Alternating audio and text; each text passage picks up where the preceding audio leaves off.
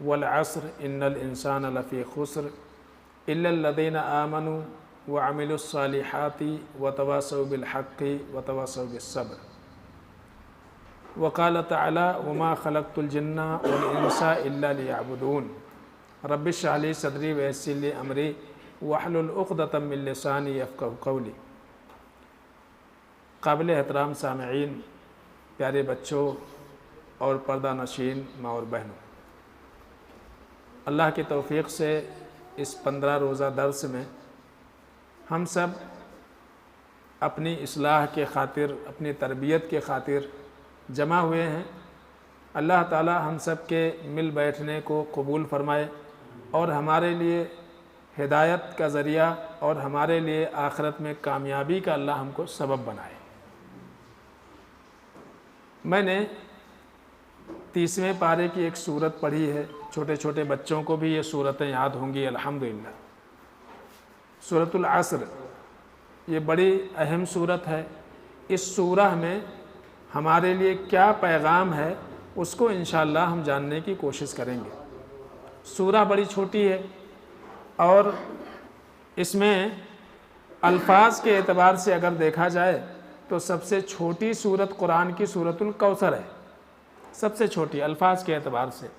لیکن آیتوں کے اعتبار سے دیکھا جائے تو یہ سورت جو ہے چھوٹی سورت ہے. 3 آیتیں اس میں بھی ہیں، سورۃ الکوثر میں بھی 3 آیتیں ہیں. اور اس میں جو حروف ہیں، حروف کے اعتبار سے دیکھا جائے تو سورۃ الکوثر کے بعد سب سے چھوٹی سورت یہ ہے. اگر آپ سورۃ العصر ایک مرتبہ پڑھتے ہیں تو اس میں جو الفاظ ہیں اس الفاظ کی بنیاد پر تقریباً 680 نیکیاں اللہ تعالیٰ آپ کے نام اعمال میں لکھتا ہے. چھوٹی صورت ہے نا. ایک حرف پڑھے تو کتنی نیکی ملتی ہے؟ کتنی نیکی ملتی ہے؟ 10 نیکی ہے نا. ہاں، ایک حرف، ایک ورڈ، جیسے کہ والعصر، اس میں کتنے حرف ہیں؟ واو ہے، الف ہے، لام ہے، اس کے بعد عین ہے، صاد ہے، را ہے. 6 حرف ہیں اس میں. تو 60 نیکی مل گئی. 60 نیکی مل جاتی ہے. تو والعصر یہ جو سورۃ العصر ہے، ایک مرتبہ آپ اس کو پڑھیں تو اللہ رب العالمین 680 نیکیاں دے دیتا ہے. 680 نیکیاں برابر تھی آواز جو پہلے تھی، مجھے ایسا لگ رہا تھا. تو 680 نیکیاں اللہ رب العالمین اس سورت کے بدلے ہم کو دیتا ہے. بڑی چھوٹی سورت ہے. اس کا ترجمہ یاد رکھنا آسان ہے، اس کو سمجھنا آسان ہے. اور یہ سورہ اتنی اہم ہے کہ آپ دیکھیے کہ سن 35 ہجری میں دوسرے خلیفہ حضرت عمر فاروق رضی اللہ تعالیٰ عنہ، عمر فاروق رضی اللہ تعالیٰ عنہ دوسرے خلیفہ، سن 35 ہجری میں جب ان کی شہادت ہوئی حضرت فاروق رضی اللہ تعالیٰ عنہ کی، صحابہ اور کا طریقہ یہ تھا، اور اسی طرح سے جتنے بھی جو امیر ہوا کرتے تھے، امیر المومنین جو ہوا کرتے تھے، وہی دراصل امام بھی ہوا کرتے تھے. اللہ کے نبی صلی اللہ علیہ وسلم کے بعد حضرت ابوبکر صدیق رضی اللہ تعالیٰ عنہ امیر بنے تو نبی کے مصلی پر وہی کھڑے ہوتے تھے، وہی نماز پڑھاتے تھے تمام مسلمانوں کو. ان کے بعد پھر حضرت عمر فاروق رضی اللہ تعالیٰ عنہ خلیفہ ہوئے تو وہ بھی نماز پڑھاتے تھے. یعنی وہ امیر بھی ہوتے تھے اور امام بھی ہوتے تھے. تو سن 35 ہجری میں فجر کا وقت تھا اور ابو لولو نامی شخص جو مجوسی تھا، آتش پرست تھا، حضرت عمر فاروق رضی اللہ تعالیٰ عنہ کے کسی فیصلے سے اس کو ناراضگی ہو گئی اور کچھ دشمنوں کی چالوں کا بھی شکار ہو گیا. اس نے فجر کے وقت میں، فجر میں وہ مسجد میں آیا. آج کی طرح سے لائٹنگ تو تھا نہیں، چراغ وغیرہ تیل سے جو ہے جلاتے تھے، تھوڑی سی روشنی ہوتی تھی. وہ اپنا کمبل ومبل اوڑھ کر کے اور خنجر جس میں زہر ملا ہوا تھا وہ خنجر لے کر کے آ کر کے نماز میں شامل ہو گئے. عمر بن خطاب رضی اللہ تعالیٰ عنہ مصلی پر گئے، تکبیر ہوئی اور جیسے ہی نماز شروع کی اس نے فوراً حملہ کر دیا اور حملہ کر کے بھاگنے کی کوشش کی، لیکن صحابہ نے اس کو پکڑ لیا. اور جب اس کو لگا کہ اب میں جو ہے بھاگ نہیں پاؤں گا تو اپنے خنجر سے خود کو مار لیا۔ تو بتانا یہ مقصود ہے کہ جب ان کو خنجر لگا حضرت عمر فاروق رضی اللہ تعالیٰ عنہ کو، تو وہ جو ہے گرے، اور اس کے بعد ٹھیک ان کے پیچھے عبد الرحمن بن عوف رضی اللہ تعالیٰ عنہ تھے، ان کا ہاتھ پکڑ کر کے اپنی جگہ پر مصلی پہ کھڑا کر دیا۔ تو ذکر یہ ہے کہ اس وقت ایک رکعت میں سورۃ النصر انہوں نے پڑھائی اور دوسری رکعت میں سورۃ العصر پڑھائی۔ فجر کا وقت ہے، اللہ کے نبی صلی اللہ علیہ وسلم 100 آیتیں پڑھتے تھے، لیکن اب حالات اس طرح کے ہو گئے تھے کہ امیر کے اوپر حملہ ہو گیا تھا۔ تو سورۃ النصر، اذا جاء نصر اللہ والفتح ورأیت الناس يدخلون فی دین اللہ افواجا، چھوٹی سی صورت وہ بھی ہے، اور دوسری رکعت میں سورۃ العصر جو ہے عبد الرحمن بن عوف رضی اللہ تعالیٰ عنہ نے پڑھائی۔ تو اور بھی صورتیں پڑھا سکتے تھے، لیکن صحابہ کے نزدیک جو ہے خاص طور سے اس سورہ کی بڑی اہمیت تھی، یہاں تک کہ علامہ ابن کثیر رحمۃ اللہ علیہ نے جب سورۃ العصر کی تفسیر لکھی تو اس میں خاص طور سے ایک چیز ذکر فرمایا۔ وہ کہتے ہیں کہ صحابہ جب آپس میں ایک دوسرے سے ملاقات کرتے تھے، ایک دوسرے سے ملتے تھے، تو سلام کرنے کے بعد، خیر خیریت پوچھنے کے بعد ایک دوسرے کو سورۃ العصر سناتے تھے اور ان سے سنتے تھے۔ وہ کہتے تھے کہ ذرا سورۃ العصر سناؤ، وہ سنتے تھے، پھر جو ہے خود سناتے تھے ان کو سورۃ العصر۔ تو سوچنے کی چیز ہے کہ ان کی زبان تو عربی تھی، تو آخر اس سورہ میں ایسا کیا پیغام ہے کہ صحابہ اتنا زیادہ اس سورہ سے محبت کرتے تھے اور ایک دوسرے سے اس سورہ کو سنتے تھے۔ آج ہم بھی تلاوت کرتے ہیں قرآن کی، لیکن مسئلہ سب سے بڑا یہ ہے کہ آج دنیا بھر کی زبانیں ہم سیکھ لیتے ہیں۔ مراٹھی اپنی زبان نہیں ہے، سیکھ لیے، انگلش اپنی زبان نہیں ہے، سیکھ لیے۔ ایک بچہ اے فار ایپل، بی فار بال برابر سیکھتا، جب بھی بال بولتا اس کو سمجھ میں آتا کہ گیند ہے۔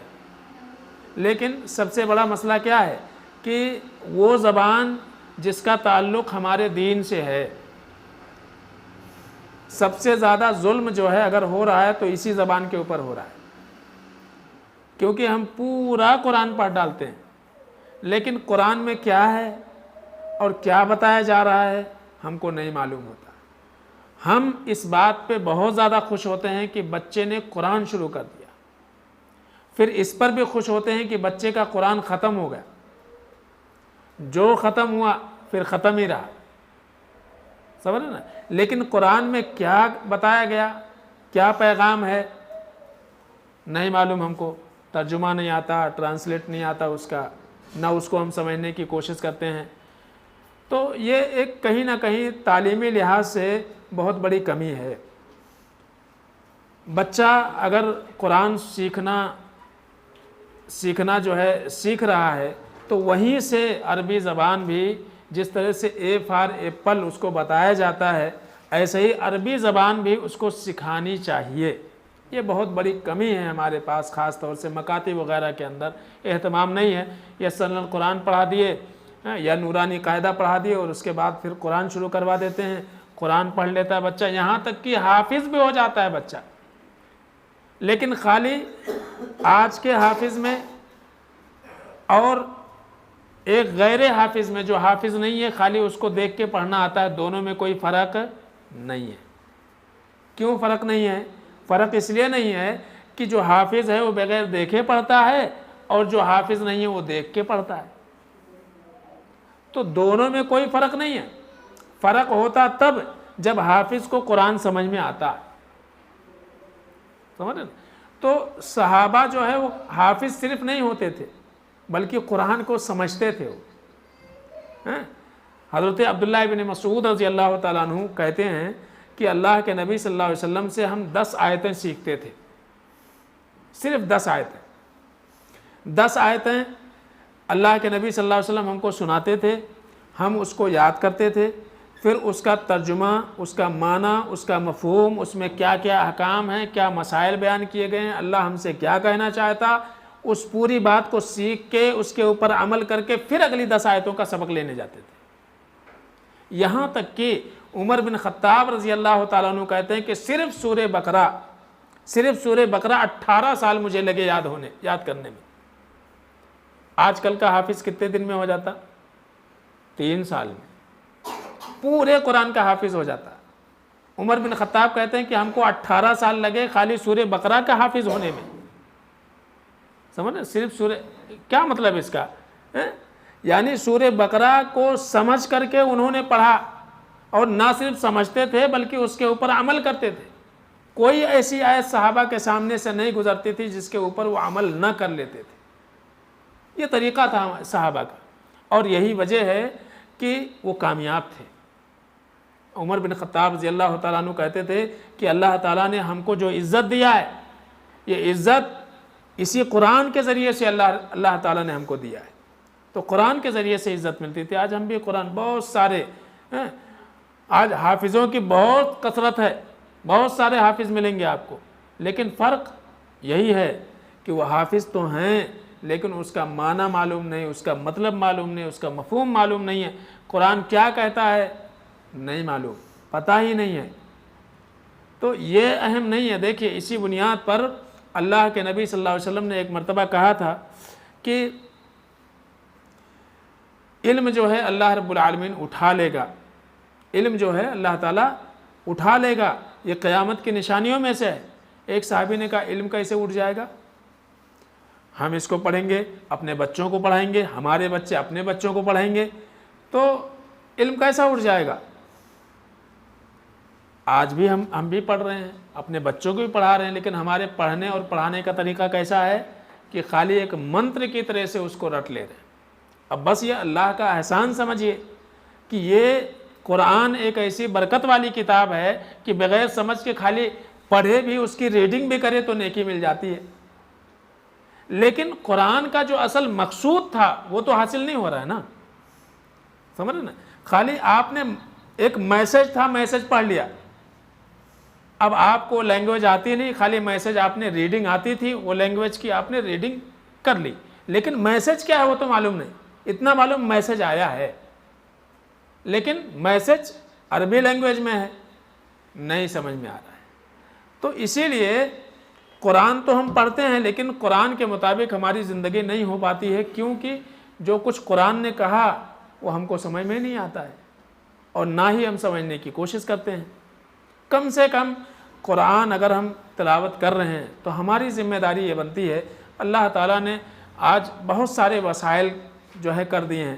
آپ دیکھیے ایک مختصر تفسیر آپ اٹھا لیں، احسن البیان ہے، احسن البیان ہے، وہ ہندی میں بھی آپ کو مل جائے گا، اگر ہندی جانتے ہیں تو ہندی میں بھی ہے، مراٹھی میں بھی آنے والا ہے، وہ انگلش میں بھی ہے، اردو میں ہے۔ تو کم سے کم ہم یہ عادت بنا لیں کہ ہم 2 آیتیں پڑھیں گے لیکن اس کا ترجمہ بھی پڑھیں گے اور اس کی تفسیر بھی پڑھیں گے۔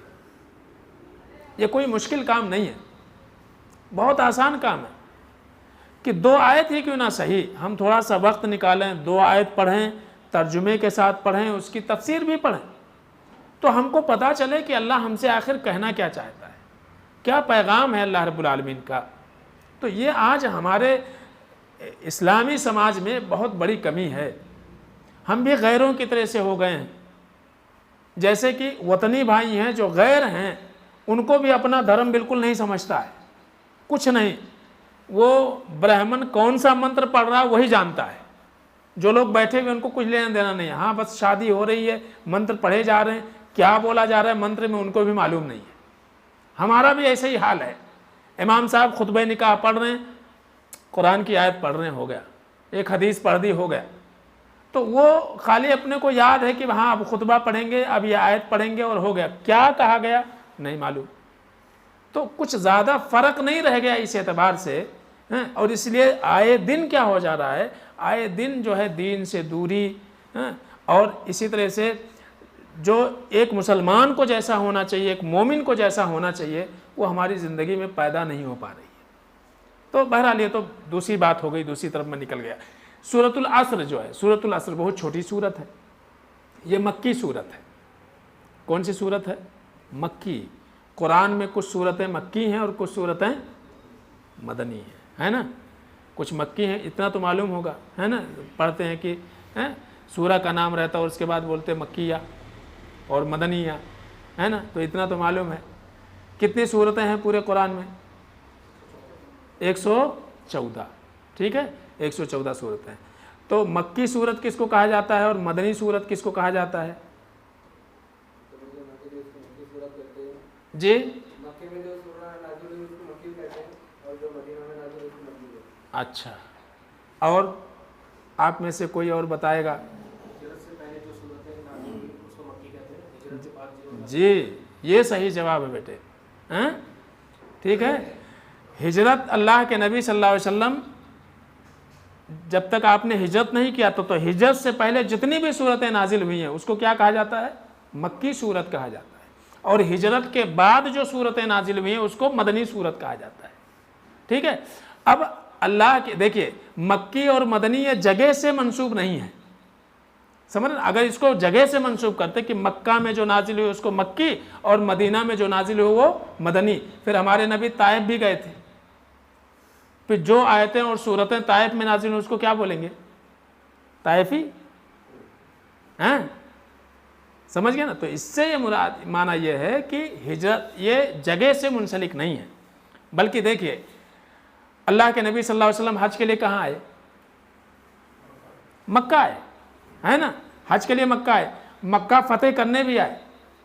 تو اب جب مکہ میں آپ رہے تو اس وقت جو صورتیں نازل ہوئی وہ اس کو کون سی صورت بولیں گے؟ مدنی صورت بولیں گے، نہ کہ مکہ۔ آپ مکے میں ہیں، صورت یہاں نازل ہو رہی ہے اور حجۃ الوداع کا موقع ہے، بالکل آخری سال ہے، جو آیتیں جو صورتیں نازل ہو رہی ہیں کیا کہلائیں گی؟ مدنی کہلائیں گی، وہ مکی نہیں کہلائیں گی۔ تو یہ فرق ہے عمومی طور سے، یہ میں اس لیے بتا دیا کہ عمومی طور سے عام لوگوں میں یہ غلط فہمی پائی جاتی ہے کہ جو سورہ مکہ میں نازل ہوئی اس کو مکی صورت بولتے اور جو سورہ مدینہ میں نازل ہوئی اس کو مدنی صورت بولتے ہیں۔ یہ بالکل صحیح نہیں ہے۔ صحیح کیا ہے؟ ہمارے نبی پر ہجرت سے پہلے جو صورتیں نازل ہوئی ہیں ان صورتوں کو کیا کہا جاتا ہے؟ مکی۔ یعنی 13 سال جو اللہ کے نبی صلی اللہ علیہ وسلم مکہ میں کتنے سال رہے؟ 13 سال کہ 53 سال؟ بولیے 13 سال رہے کہ 53 سال رہے مکہ میں؟ ہاں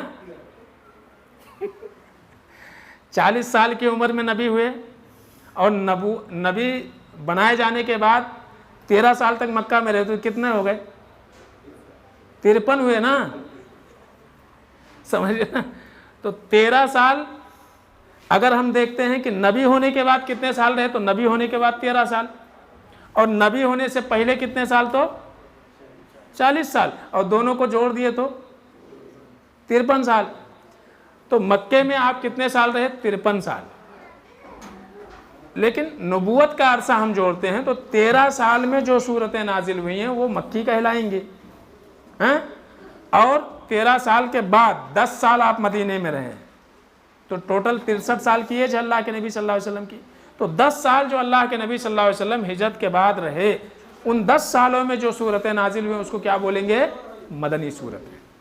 یہ ہے مکی اور مدنی۔ تو سورۃ العصر جو ہے یہ ہجرت کے پہلے نازل ہوئی ہے، ہجرت کے پہلے نازل ہوئی ہے۔ اب اس میں کیا پیغام ہے یہی چیز ہم کو دیکھنا ہے۔ اللہ فرماتے ہیں والعصر، قسم ہے زمانے کی، قسم ہے زمانے کی۔ عصر، عین صاد را، عصر۔ عربی میں عصر کے معنی ہوتے نچوڑنے کے، نچوڑنا۔ لیمبو ہے اس کو کاٹ کر کے ہم نچوڑ کر کے اس کا رس نکالتے ہیں۔ لیمبو ہو گیا، موسمبی ہو گیا، آپ کا سنترا ہو گیا، کاٹ کر کے اس کا رس نکالتے ہیں، ٹھیک ہے؟ تو آپ سوچئے کہ لیمبو کاٹنے کے بعد اس کا رس نکالنے کے بعد وہ رس دوبارہ ہم ریٹرن کر سکتے اس میں؟ نہیں کر سکتے، سمجھ نا؟ دوبارہ نہیں کر سکتے ہیں، ویسا وہ ہو ہی نہیں سکتا۔ آپ انجیکشن وغیرہ سے اس میں لگا دیجئے پھر بھی وہ جس شیپ میں تھا وہ آ ہی نہیں سکتا ہے، بالکل نہیں آ سکتا ہے۔ سنترا سے رس نکالنے کے بعد دوبارہ پھر ویسا کر دینا ممکن نہیں ہے۔ تو یہ زمانے کے لیے عربی میں کئی سارے الفاظ آتے ہیں، لیکن اللہ تعالیٰ نے خاص طور سے یہاں عصر کا الفاظ استعمال کیا، والعصر ہم ترجمہ کرتے ہیں قسم ہے زمانے کی، لیکن اس سے کہیں زیادہ اس کا مفہوم اہم ہے، اس کا صرف زمانہ کہہ دینے سے بات نہیں بنے گی۔ اور زمانہ ہے کیا؟ زمانہ رات دن کے گزرنے کو ہم زمانہ بولتے ہیں، یہ جو منٹ سیکنڈ جو گزر رہا ہے یہی زمانہ ہے، گردش لیل و نہار، رات دن کا آنا جانا، یہی زمانہ ہے۔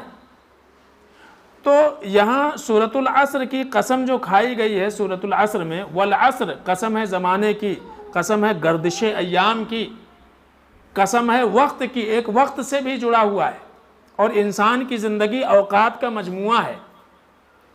تو جس طرح سے ہم کہتے ہیں کہ گیا وقت واپس نہیں آتا ہے، بالکل ایسا ہی ہے کہ نچوڑا ہوا رس دوبارہ پھل میں واپس نہیں آتا ہے۔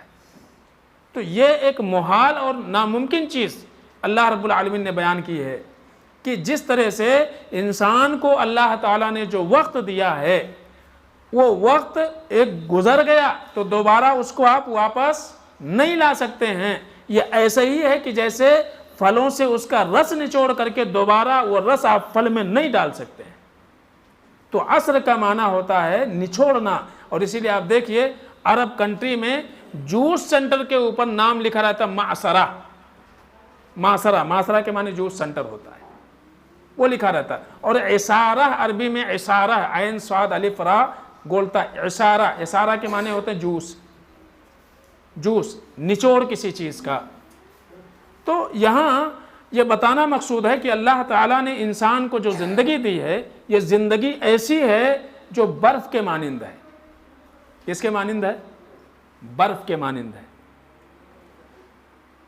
ایک شخص بازار میں برف بیچ رہا تھا، وہ آواز لگا رہا تھا، اے لوگو میرے اوپر رحم کرو، میرا سامان خرید لو، ورنہ کچھ دیر کے بعد میری پونجی بھی نہیں بچے گی۔ ہے نا بھئی، برف ہے، اگر برف کی سلی ہے، اگر آپ نے اپنے کام میں اس کو لے لیا تو فائدے کا ہو گیا، اور چھوڑ دیا تو پل پل پگھل کر کے وہ پانی میں تبدیل ہو جائے گا، آپ اس کو روک ہی نہیں سکتے، وہ پگھل جائے گا۔ تو ایسے ہی انسان کی زندگی ہے، جو زندگی اللہ تعالیٰ نے دی ہے، اگر اس سے آپ نے فائدہ اٹھا لیا تو آپ فائدے میں ہیں، اور فائدہ نہیں اٹھائیں گے آپ اس سے تو زندگی تو گزرنے والی ہی ہے، اس کو آپ روک سکتے ہیں؟ نہیں روک سکتے۔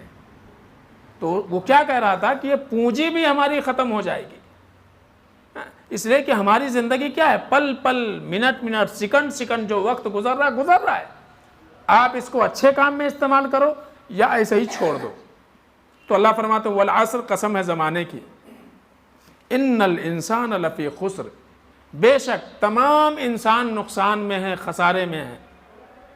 اب اس سے بڑا خسارہ کیا ہو سکتا ہے کہ انسان کو اپنی زندگی کی قیمت پتہ نہ ہو، انسان کو مقصد زندگی معلوم نہ ہو کہ ہم کس لیے اس دنیا میں پیدا کیے گئے ہیں۔ ایک جانور کی طرح سے صبح سے لے کر کے شام تک کام کریں، کھائیں پئیں، سو جائیں، پھر صبح اٹھیں، پھر کام کو جائیں۔ سمجھ رہے نا؟ اللہ کے نبی صلی اللہ علیہ وسلم نے ایک موقع پر کہا تھا کہ اللہ رب العالمین 5 قسم کے لوگوں سے بڑی نفرت کرتا ہے، وہ کبھی وقت رہے گا تو بتائیں گے۔ 5 قسم کے لوگ ایسے ہیں کہ جن سے اللہ تعالیٰ بڑی نفرت کرتا ہے، ان میں سے ایک وہ ہے جیفۃ باللیل وحمار بالنہار۔ اللہ کے نبی صلی اللہ علیہ وسلم نے فرمایا تھا کہ رات کا مردہ اور دن کا گدھا، رات کا جو مردہ ہے اور دن کا کیا ہے؟ گدھا ہے۔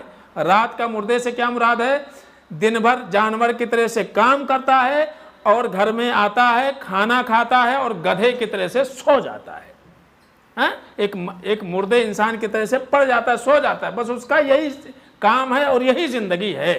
تو ایسے لوگوں سے اللہ کے نبی صلی اللہ علیہ وسلم فرماتے ہیں کہ اللہ رب العالمین انتہائی نفرت کرتا ہے، اس کو کچھ پتہ نہیں ہے، بس خالی صبح اٹھا، شام تک کام کیا محنت سے، اور آیا گھر پہ کھایا اور سو گیا، بس اتنا ہی کام ہے۔ تو یہاں اللہ فرماتے ہیں سارے انسان نقصان میں ہیں، خسارے میں ہیں، گھاٹے میں ہیں۔ ان الانسان لفی خسر، سارے لوگ نقصان میں ہیں، خسارے میں، گھاٹے میں ہیں۔ سارے لوگ کس اعتبار سے؟ آپ دیکھیں، اپنے ماحول پر نگاہ ڈالیں، آج ہماری زندگی میں کام کو لے کر کے نمازوں کی پابندی کتنی ہے، روزہ رکھنے والوں کی تعداد کتنی ہے، مسجدوں میں مسلمانوں کی آبادی کتنی بڑی ہے، ان کا محلہ کتنا بڑا ہے، اور مسجدوں کو آباد کرنے والوں کی تعداد کتنی ہے، سمجھ نا؟ اس کے بعد توحید پر قائم رہنے والے، سنت کی اتباع کرنے والے کتنے ہیں، اور مزاروں اور درگاہوں کے اوپر سر پھوڑنے والے کتنے ہیں؟ آپ اندازہ کیجئے، تو اندازہ ہوگا کہ آخر یہ جو لوگ سنت سے ہٹے ہوئے ہیں، توحید سے دور ہیں، کتاب اللہ سنت رسول کو پشے پست ڈالے ہوئے ہیں، زندگی میں کوئی مطلب نہیں ہے، اس سے بڑا نقصان کیا، اس سے بڑا خسارہ کیا ہے انسان کی زندگی میں؟ اللہ فرماتے ہیں 4 کام کر لو، خسارے سے بچے رہو گے، نقصان سے بچے رہو گے۔ یہی 4 پیغام ہے اس سورہ کے اندر۔ پہلی چیز الا الذین آمنوا، پہلی چیز کیا ہے؟ عقیدے کی اصلاح کر لو، یہ سب سے زیادہ اہم ہے، سب سے زیادہ اہم۔ انسان کا عقیدہ صحیح ہونا چاہیے، عقیدہ صحیح ہونا چاہیے۔ اللہ کے بارے میں ہمارا عقیدہ کیا ہے، رسول کے بارے میں ہمارا عقیدہ کیا ہے، کتابوں کے بارے میں ہمارا عقیدہ کیا ہے؟ تو عقیدے کی اصلاح سب سے اولین ہے۔ اگر ہمارا عقیدہ صحیح نہیں ہے، اعمال کتنے اچھے کیوں نہ ہوں، ہم کامیاب نہیں ہو سکتے، کبھی کامیاب نہیں ہو سکتے۔ اللہ تعالیٰ نے انبیاء کو کہا کہ اگر انبیاء بھی کیا کر لیں، شرک کر لیں، لَيَحْبِطَنَّ عَمَلُكَ، اے نبی لَوْ أَشْرَكْتَ لَيَحْبِطَنَّ عَمَلُكَ، اگر آپ بھی شرک کر لیں تو آپ کے ہم سارے عمل برباد کر دیں گے۔ تو ایمان اگر صحیح نہیں ہے، انسان کا عقیدہ صحیح نہیں ہے، اللہ کے تعلق سے، رسول اللہ کے تعلق سے، کتابوں کے تعلق سے، فرشتوں کے تعلق سے، تو یہ سمجھ لے کہ پھر اس کا عمل کیسے صحیح ہو سکتا ہے؟ اللہ کے بارے میں کیا عقیدہ ہونا چاہیے؟ اللہ ہی عبادت کے لائق ہے، صرف اللہ کی عبادت کرنی چاہیے، توکل اور بھروسہ صرف اللہ پر کرنا چاہیے، کچھ بھی ہو اللہ ہی سے مانگنا چاہیے۔ یہ ساری چیزیں اللہ پر ایمان میں شامل ہیں۔ رسول کے تعلق سے کہ رسول کیا ہیں؟ پیغامبر ہیں، رسول اللہ صلی اللہ علیہ وسلم کی اتباع، پیروی یہ لازمی ہے۔ آپ کا طریقہ مل جائے، کسی اور طریقے کی طرف ہم کو دیکھنے کی ضرورت نہیں ہے۔ آج کتنے سارے لوگ ہیں جو اللہ کے نبی صلی اللہ علیہ وسلم کے طریقے کو چھوڑ کر کے اور اپنے بڑوں کا طریقہ اختیار کیے ہوئے، ہم فلاں ہیں اور ہم فلاں ہیں اور ہم فلاں ہیں۔ اللہ کے نبی صلی اللہ علیہ وسلم کا پھر طریقہ کہاں گیا؟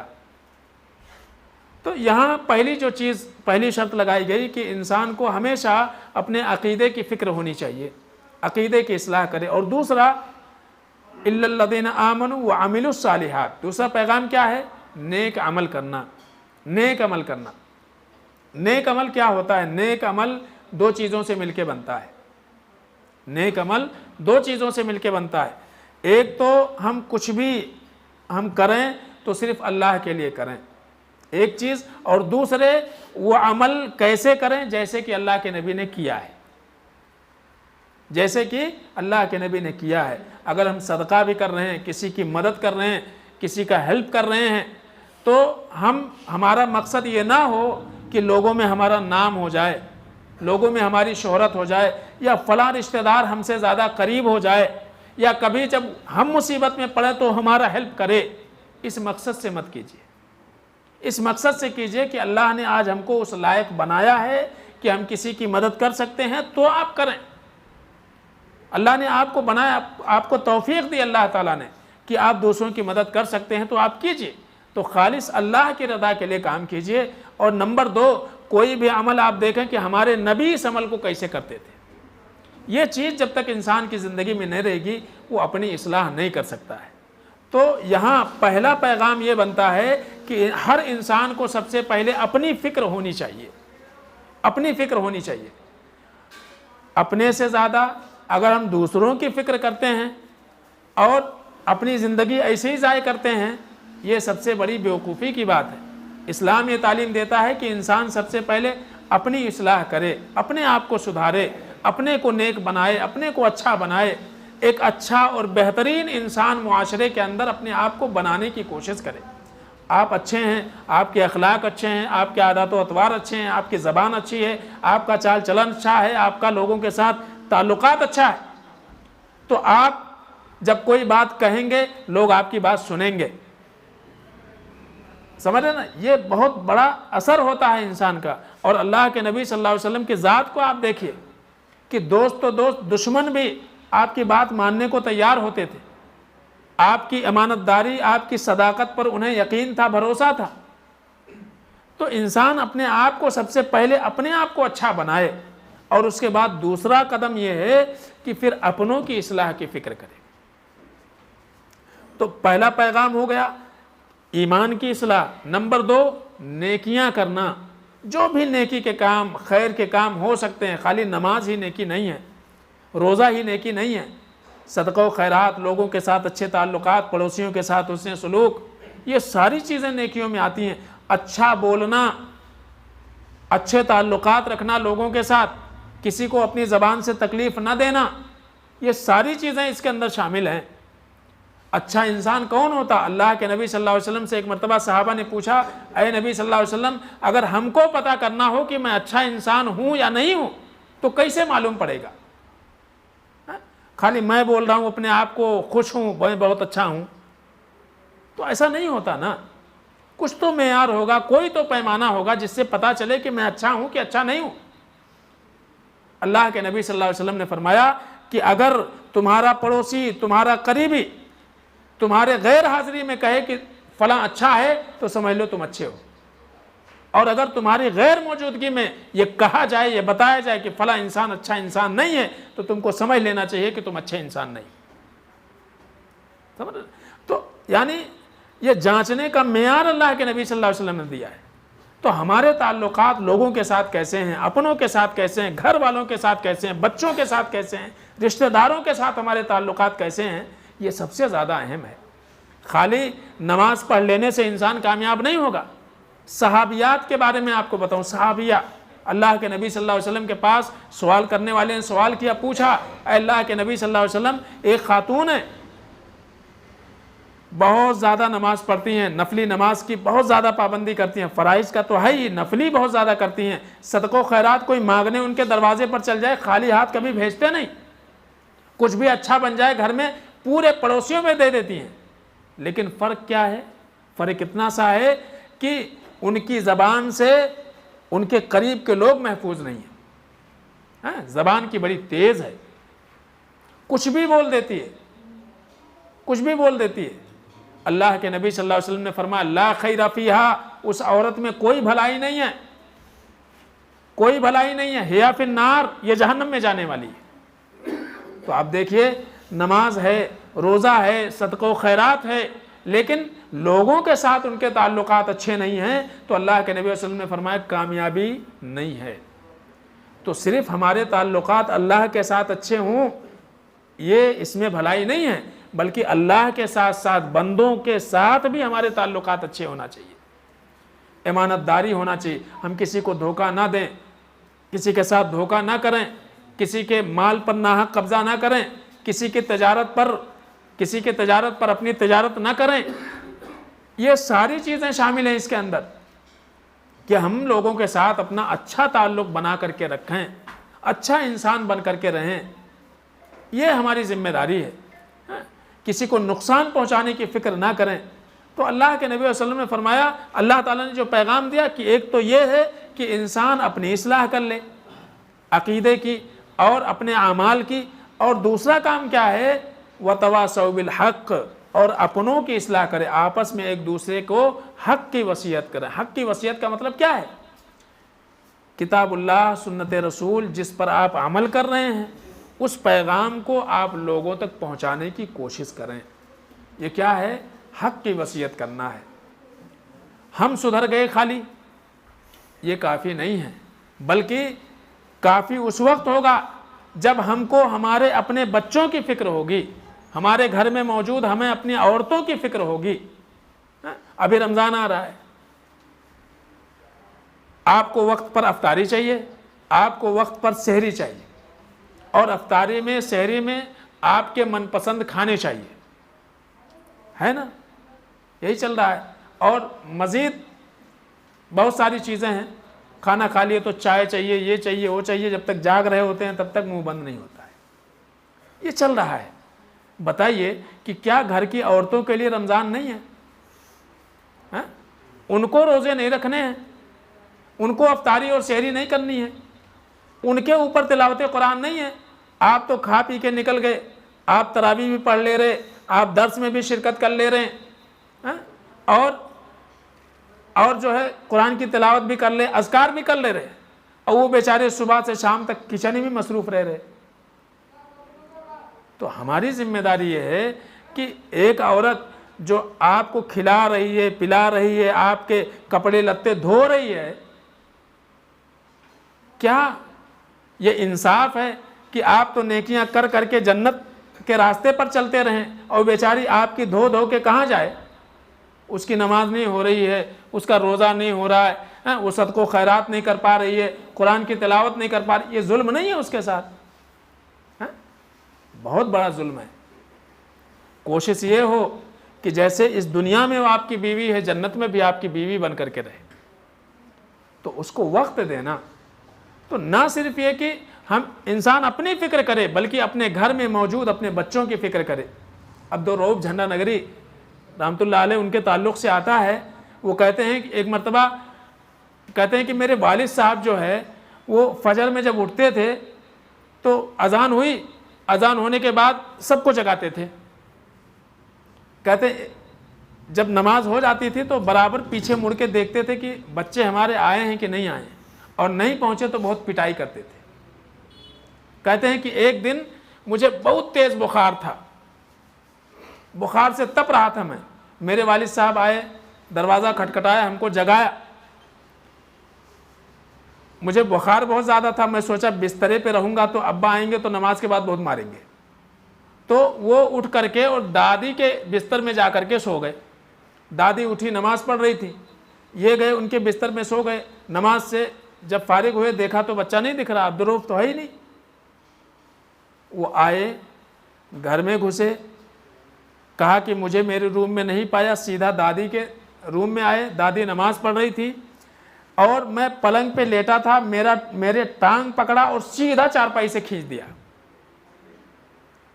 سیدھا زمین پہ. نماز کو کیوں نہیں آیا؟ دادی نے ڈانٹا، کہا کیا کر رہے ہو، بچہ بیمار ہے، اس کو تیز بخار ہے، اس لیے وہ نماز کو نہیں گیا. کہتے ہیں میرے والد صاحب نے ایک جملہ کہا، انہوں نے کہا یہ دنیا کا بخار ہے، یہ دوا لینے سے ٹھیک ہو جائے گا، لیکن جہنم کی گرمی اور جہنم کی آگ میں اپنے بیٹے کے اوپر نہیں دیکھ سکتا. میں یہ بخار اس کو ہے، یہ برداشت ہے مجھے، لیکن میں یہ نہیں دیکھ سکتا قیامت کے دن میرے سامنے میرا بیٹا جہنم میں جلے. تو یہ فکر تھی. وہی بچہ، یہی تربیت کا اثر تھا کہ وہ کیا بنے؟ خطیب الاسلام بنے. آج ایک بہت بڑا مدرسہ جو ہے بڑھنی بارڈر کے اوپر ہے، انہی کا قائم کیا ہوا، عبدالرؤف جھنڈا نگری رحمۃ اللہ علیہ کا. تو یہ تربیت ہے کہ ہم نہ صرف اپنی فکر کریں بلکہ ہمارے گھر میں ہم نماز کو جا رہے ہیں تو ہمارے بچے نماز پڑھ رہے ہیں کہ نہیں پڑھ رہے ہیں. گھر میں ہماری بیوی ہیں، ہماری عورتیں ہیں، ہماری بہنیں ہیں، بیٹیاں ہیں، ان کے نمازوں کا کیا عالم ہے؟ کتنے وقت کی انہوں نے نمازیں پڑھی ہیں؟ پڑھی کہ نہیں پڑھی؟ کبھی ہم نے پوچھا ہے، سوال کیا ہے؟ نہیں. لیکن کھانے میں کیا بنا ہے اور دوپہر کا مینو کیا رہے گا تو شام کا مینو کیا رہیں گے برابر معلوم رہتا، اور اپنے حساب سے کچھ نہ کچھ انسٹرکشن دے کے جاتے کہ شام میں بننا چاہیے، دوپہر میں ہونا چاہیے اور یہ ایسا ہونا چاہیے. لیکن نماز تو نے پڑھی نہیں پڑھی؟ آج 5 وقت کی نماز ہوئی کہ نہیں ہوئی ہے؟ بچہ اسکول گیا تھا، اسکول سے آیا، 5 وقت کی نماز اس کی ہوئی کہ نہیں ہوئی اس بات کی فکر نہیں ہے. ٹھیک ہے وہاں نہیں پڑھ پایا، گھر میں تو پڑھ لے. ہاں ہوم ورک ہوا نہیں ہوا اس بات کی ہم کو ٹینشن ہوتی ہے، فکر ہوتی ہے. یاد رکھیے قیامت کے دن اللہ کے نبی صلی اللہ علیہ وسلم فرماتے ہیں قیامت کے دن اللہ رب العالمین ایک باپ کو، سرپرست کو بلائے گا اور اس کے سامنے ان کی اولاد کو کھڑا کرے گا. ایک سوال کرے گا اللہ تعالیٰ، ماذا علمتم وماذا ادبتم. یہ جو اولاد تمہارے سامنے کھڑی ہے، کون سا دین سکھایا تھا، ان کی تربیت کیسے کی تھی؟ اور جب تک اس کا جواب دے نہیں پاؤ گے وہاں سے ہٹ نہیں پائیں گے۔ تو یہ ہماری ذمہ داریاں ہیں، ہماری اولاد، ہمارے بچے، ہمارے گھر کے افراد، وہ ہمارے ماتحت ہیں۔ جیسے ہمیں اپنی فکر ہے ویسے ان کو بھی جہنم سے بچانے کی فکر ہم کو ہونی چاہیے، ان کو ہونی چاہیے۔ تو ایک دوسرا پیغام جو سورۃ العصر کا ہے وہ یہی ہے وَتَوَاصَوْا بِالْحَقِّ، کہ ہم اپنی اصلاح کے ساتھ ساتھ دوسرا ہمارا جو کام ہے وہ یہ ہے کہ ہم جو ہے کتاب و سنت کی تعلیم گھر کے اندر بھی دیں، اپنوں کو بھی دیں، ان کو بھی سدھارنے کی فکر کریں، ان کے اصلاح کی فکر کریں۔ اور تیسری چیز کیا ہے؟ وَتَوَاصَوْا بِالصَّبْرِ، اور آپس میں صبر کی تلقین کریں۔ یعنی انسان کی زندگی میں صبر ہونا چاہیے، جذبات میں آ کر کے نہ کوئی کام کرے نہ کوئی فیصلہ لے۔ انسان کی زندگی میں مصیبتیں بہت ساری ہیں، پریشانیاں بہت ساری ہیں، اور یاد رکھیے جنت جو ہے وہ صبر کے ساتھ جڑی ہوئی ہے۔ آپ کی زندگی میں صبر نہیں، آپ جنت سے محروم ہو جائیں گے۔ صبر 3 مقام پر ہوتا ہے: نیکیاں کرتے ہوئے صبر، گناہوں سے بچتے ہوئے صبر، اور تقدیر اور قسمت میں آپ کی زندگی میں جو کچھ لکھا ہوا ہے، جو حالات اتار چڑھاؤ جو آتے ہیں، اس اتار چڑھاؤ کے اوپر صبر۔ یہ تینوں موقع پہ صبر بہت زیادہ ضروری ہے۔ ہماری زندگی کیسی ہے؟ کبھی خوشی کبھی غم، ہمیشہ ہماری حالات یکساں نہیں ہوتے۔ انسان کی زندگی میں کبھی خوشحالی آتی ہے اور کبھی غم کے پہاڑ ٹوٹ پڑتے ہیں۔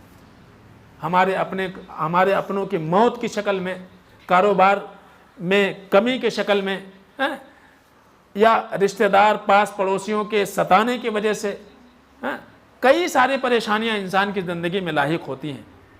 ان تمام حالات میں انسان کو کبھی بھی صبر کا دامن ہاتھ سے نہیں چھوڑنا چاہیے۔ یہ یاد رکھیے آپ کی جو روزی مقدر ہے وہ آپ کو کوئی چھین ہی نہیں سکتا ہے، کوئی نہیں چھین سکتا ہے، وہ اتنا آپ کو ملے گا۔ آپ یہ نہ سوچئے کہ کوئی شخص جو ہے آپ کے روزی کے راستے میں رکاوٹ ڈال دے گا یا روڑا بن جائے گا، ایسا ہو ہی نہیں سکتا ہے۔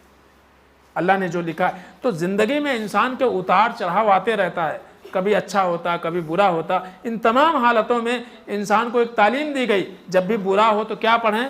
انا للہ و انا الیہ راجعون، انا للہ و انا الیہ راجعون۔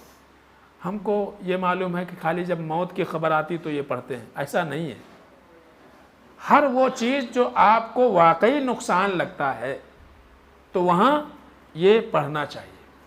یہ خالی موت کے ساتھ خاص نہیں۔ آپ دیکھیے قرآن کے سیاق و سباق کو دیکھیں گے تو اللہ تعالیٰ نے پہلے آزمائش کا ذکر کیا، وَلَنَبْلُوَنَّكُمْ بِشَيْءٍ مِّنَ الْخَوْفِ وَالْجُوعِ وَنَقْصٍ مِّنَ الْأَمْوَالِ وَالْأَنفُسِ وَالثَّمَرَاتِ وَبَشِّرِ الصَّابِرِينَ الَّذِينَ إِذَا أَصَابَتْهُمْ مُصِيبَةٌ قَالُوا إِنَّا لِلَّهِ وَإِنَّا إِلَيْهِ رَاجِعُونَ۔ اللہ تعالیٰ نے آزمائش کا پیٹرن ذکر کیا ہے کہ ہم انسان کو دنیا میں کیسے کیسے آزمائیں گے۔ پھر ان آزمائشوں کے بعد اللہ نے یہ ذکر کیا ہے کہ جب بھی کوئی اس میں سے کوئی مصیبت آئے تو انسان کو یہ پڑھنا چاہیے۔ تو خالی وہاں موت نہیں ہے، وہاں جو ہے ہر مصیبت جو آپ کو لگے، ابھی لائٹ جل رہی ہے، لائٹ چلی گئی، کیا پڑھنے کا؟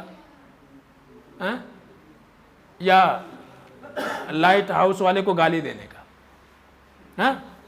کیا لائٹ